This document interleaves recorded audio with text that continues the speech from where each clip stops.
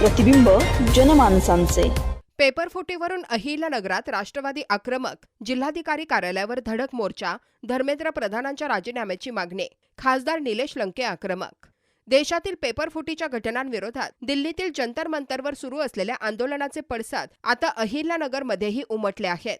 विद्यार्थ्यांच्या भविष्याशी खेळ करणाऱ्या पेपरफुटी घटनांचा निषेध करत राष्ट्रवादी काँग्रेस शरदचंद्र पवार पक्षाचे खासदार निलेश लंके यांच्या वतीने शनिवार दिनांक 25 जुलै रोजी जिल्हाधिकारी कार्यालयावर निषेध मोर्चा काढण्यात आला. यावेळी केंद्र सरकार विरोधात जोरदार घोषणाबाजी करत आंदोलकांनी परिसर दणाणून सोडला. महानगरपालिका परिसरातून सुरू झालेला मोर्चा जिल्हाधिकारी कार्यालयावर धडकला. मोर्चामध्ये पक्षाचे पदाधिकारी, कार्यकर्ते तसेच विविध क्षेत्रातील नागरिक मोठ्या संख्येने सहभागी झाले होते. हातात फलक घेत आंदोलकांनी पेपरफुटीच्या घटनांचा तीव्र निषेध नोंदवला. प्रतिनिधी अझहर सय्यद, नगर न्यूज 24, अहिल्यानगर.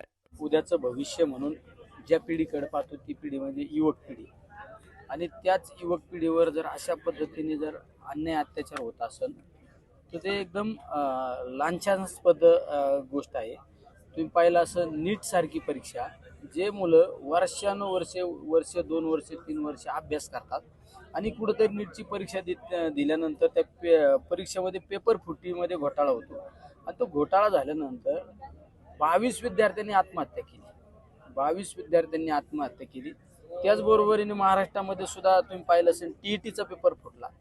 म्हणजे जे उद्याचं भारताचं भविष्य आहे, उज्ज्वल भविष्य आहे, त्यामध्ये जर पेपर फुटीसारखे प्रकार होत असतील आणि माझ्या मुलांना आत्महत्या करण्याची वेळ येत असेल तर त्या गोष्टीचा निषेध म्हणून तुम्ही एक 25-26 दिवस झाले सोनमजी असो किंवा अभिजित दिपके असो हे उपोषण करत असताना अनेक भारतातील विद्यार्थ्यांनी त्या पाठिंबा देण्यासाठी आल्यानंतर त्यांना अमानुषपणे लाठीचार्ज झाला त्यांच्यावर. म्हणजे तुम्ही दरोडेखोराला सुद्धा इतक्या चुकीच्या पद्धतीने मारहाण करत नाही, इतक्या चुकीच्या पद्धतीने माझ्या विद्यार्थिनीला मारहाण केली. या गोष्टींचा निषेध करण्यासाठी आज आम्ही नगरच्या जिल्हाधिकारी कार्यालयासमोर हे विद्यार्थ्यांना बरोबर घेऊन आंदोलन करत आहे. त्यामध्ये इतक्या भयानक गोष्टी समोर आल्या. तुम्ही पाहिलं असेल माझ्या समोर एक कीर्ती भालेराव म्हणून एक मुलगी आहे, ही आता उपस्थित आहे. कीर्ती भालेराव, तिचा ज्या वेळेस अँसर की जर आपण चेक केली, अँसर कीवर तिला 580 मार्क पडणं अपेक्षित आहे. किती? 580 मार्क होतात अँसर कीवर.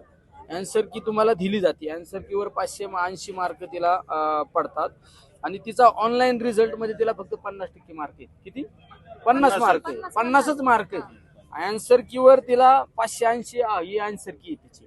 अगं ही कीर्ती भालेराव म्हणून मुलगी आहे, तिला 580 मार्क पडणं अपेक्षित होतं, त्यावर तिला दिले 50 मार्क.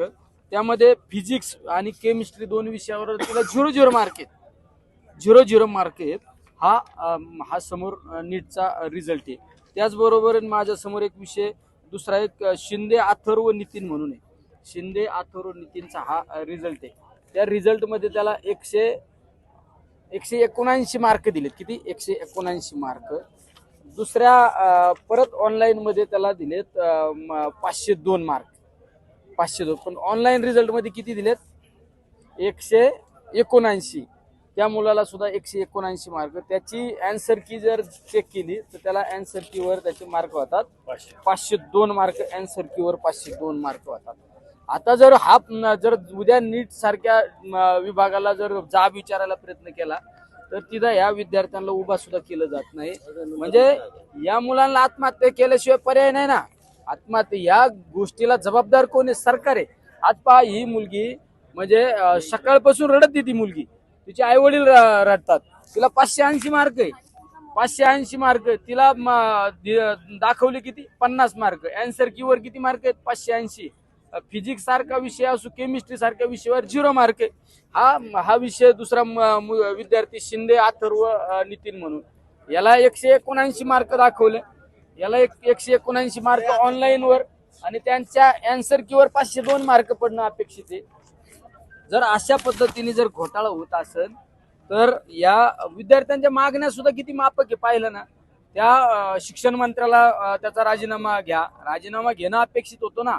मोदी साहेबांनी ते 2014ला स्वप्न दाखवले. आज तुम्ही त्या विद्यार्थ्यांना युवा शक्ती म्हणून त्या विद्यार्थ्यांकडे तुम्ही भाषणामध्ये तुमचं वक्तव्य असायचं, त्या युवा शक्तीवर हा अन्याय. राजीनामा घेतला पाहिजे. त्या 22 मुलांनी, ज्या मुलांनी आत्महत्या केली, त्या मुलांच्या कुटुंबाला भरीव अशी मदत दिली पाहिजे. आणि ज्यांच्यामुळे आत्महत्या करण्याची वेळ आली, ज्यांनी पेपर फुटीमध्ये ज्यांचा हस्तक्षेप आहे, त्यांच्यावर मनुष्यवादाचा गुन्हा दाखल झाला पाहिजे. हे सगळ्यात महत्वाच्या मागण्या आहे. आज आयुष्य उद्ध्वस्त झालं ना या मुलांचं. आज माझ्यासारख्या समोर सुद्धा हे ज्यावेळेस हे सगळं उपस्थित झालं, आम्ही संसदेमध्ये मांडू शकतो, पण नीट सारख्या विभागाला जर आम्ही विचारपूस केली तर त्या ठिकाणी योग्य उत्तर मिळत नाही. या मुलांनी करायचं काय? या मुलांनी जायचं कोणाच्या दारात? ही सगळ्यात महत्वाच्या मागण्या आहेत.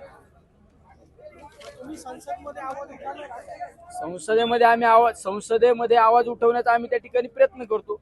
संसद सुद्धा चालू दिली जात नाही. काल परवा मी दिल्लीला असताना अभिजित आणि त्या मंडळींना मी आंदोलनाला पाठिंबा देण्यासाठी आम्ही उपस्थित राहिलो त्या ठिकाणी. आज या ठिकाणी आंदोलन करतो. आम्ही संसदेमध्ये ते प्रश्न मांडण्याचा आम्ही प्रयत्न करतो. शेवट या विद्यार्थ्यांच्या पाठीशी उभा राहणं हे आमचं कर्तव्य आहे, कारण हे सर्वसामान्य कुटुंबातील बहुजन समाजातील मुलं आहेत. सरकार राजीनामा नाही घेत आहे, त्याच्या मागचं काय कारण आहे? सरकार हे मगरूर सरकार आहे, हे हुकुमशाही सरकार आहे. आम्ही काल परवा काही दिल्लीमध्ये पोस्टर पाहिले, हिटलर सरकार आहे. पण हिटलरचा अंत कसा झाला हे सुद्धा तुम्ही पहा. हे सरकार हुकुमशाही आहे. आणि जर तुम्ही विद्यार्थ्यांना न्याय देऊ शकत नाही, न्याय देण्यापेक्षा पोलीस बळाचा वापर केला आणि इतक्या अमानुषपणे मारहाण केली, त्यामध्ये आपल्या महाराष्ट्रातली काही मुलं आहेत, मुलींना मारहाण केली. ते आस्त्र धुराचे नळकांडे ज्यावेळेस सोडले, त्याची एक्सपायर्ड झालेले ते नळकांडे होते. त्यामुळं मुलांना म्हणजे जखमा निर्माण झाल्या त्या मुलांवर इतक्या चुकीच्या पद्धतीने. काही पोलीस असे सापडले जे रिटायर झालेले पोलीस आहेत, रिटायर झालेले 60-65 वर्षाच्या पोलिसांना त्या ठिकाणी ड्रेस कोडवर पाहायला मिळाले. म्हणजे गुंड प्रवृत्तीचे गुंड लोक त्या आंदोलनामध्ये कशासाठी आणले? फक्त हे आंदोलन मोडण्यासाठी, आंदोलन त्या ठिकाणी चिरडवण्यासाठी रिटायर झालेले लोक, काही गुंड प्रवृत्तीचे लोक त्या आंदोलनामध्ये आणले होते. म्हणजे हे चुकीच्या पद्धतीने चालू आहे. काही ठिकाणी तर भाजपचे कार्यकर्ते आढळून आले, त्या मीडिया समोर चुकीच्या पद्धतीने वक्तव्य करणारे काही भाजपचे कार्यकर्ते काउंटर करण्यासाठी आणले. अरे ही गोष्ट काउंटर करण्याची नाही ना, या मुद्द्याला काउंटर करण्याची गोष्ट नाही ना. अरे जे 22 विद्यार्थ्यांनी आत्महत्या केली, अनेक हजारो विद्यार्थ्यांचं आयुष्य अंधारमय झालं, त्याला जबाबदार कोण आहे? त्याला जबाबदार हे आहेत. आज एखाद्या मुलाला अतिशय चांगले पेपर सुटले, नंतर तो मुलगा डिप्रेशन मध्ये गेला, असे आहे ना. आज समोर हे मुलगी आहेत, समोर हे काही मुलं आहे, त्यांचा समोर रिझल्ट आहे ना या सगळ्या गोष्टी. विरोधी पक्ष जे आहे तर ते आंदोलन का करत नाही? अरे सगळेच आंदोलन करतात. ही कुठल्या पक्षाची, कुठल्या पार्टीचा विषय नाही. हा माझ्या सर्वसामान्य कुटुंबातील, या माझ्या उद्याच्या देशाचे उज्ज्वल भविष्य ज्यांच्याकडे पाहतो आपण, त्या युवा पिढीचा विषय, त्या विद्यार्थ्यांचा विषय. आज तुम्ही जर पाहिला असेल, राहुल गांधींनी त्या ठिकाणी आंदोलनामध्ये सहभाग घेतला, आदरणीय शरदचंद्रजी पवार साहेब त्या ठिकाणी आंदोलनाला सहभागी झाले, अनेक पक्षाचे अखिलेश यादव उपस्थित राहिले, सुप्रियाताई उपस्थित राहिले, आमचे राष्ट्रवादीचे सगळे आमदार खासदार उपस्थित राहिले. त्यामुळं शेवट पार्टी पक्षापेक्षा हा उद्याच्या उज्ज्वल भविष्याचा विषय आहे. नवीन बातम्या आणि ताज्या घडामोडींसाठी आजच आपल्या चॅनलला सबस्क्राईब करा.